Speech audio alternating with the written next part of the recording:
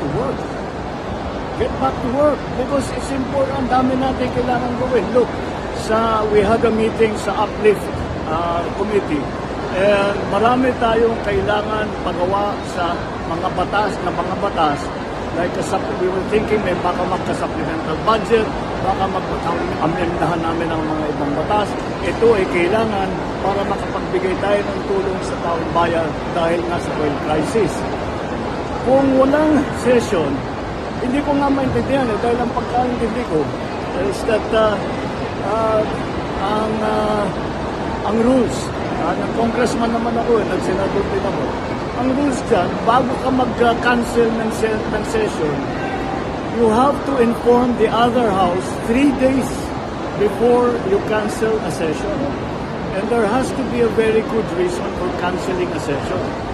I don't think na ihahatid mo ang isang senador para pupunta kung saan siya pupunta. Hindi yata sapat na dahilan yan para i-cancel ang isang session. Isang session lang yun. Ngayon, kanselado na naman ang isang session. Hindi ko nga maintindihan kung paano sila magtatrabaho kung ganito. Ang House of Representatives kayo ay nagtataka kung paano ba, nagbago na ba yung rules, nagbago na ba yung mga pangako natin kagaya ng sa mga nakaraan.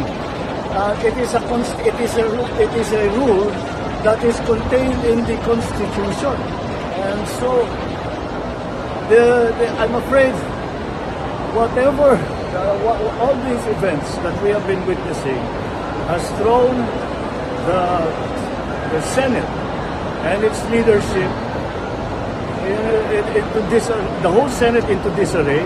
It has discredited the leadership and it has stopped the essential business of legislation in government. The 2 other departments continue to work. The executive continues to work. The judiciary continues to work. Why does the legislation decide? Why does the legislature decide to stop working? I don't understand that. I talked to my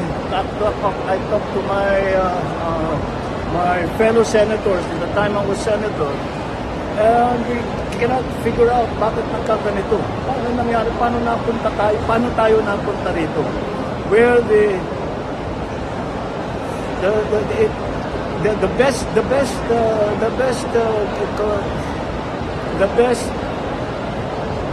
description I can have is that the legislature is now in disarray. But that is exactly the opposite from what we are trying to achieve. We are trying to achieve some form of stability so that people can get on with their lives, so that people can plan ahead for their future, so that people can count on the assistance of government during this time of an emergency. And we cannot do that if the legislature decides to stay at home and have a vacation. That is anathema to everything that governance is about. I never imagined in my entire life, never mind my entire political life, that such a thing could happen, especially to the august, it's no longer august now, but to the august body of the upper house, the Senate of the Philippines. Is there anything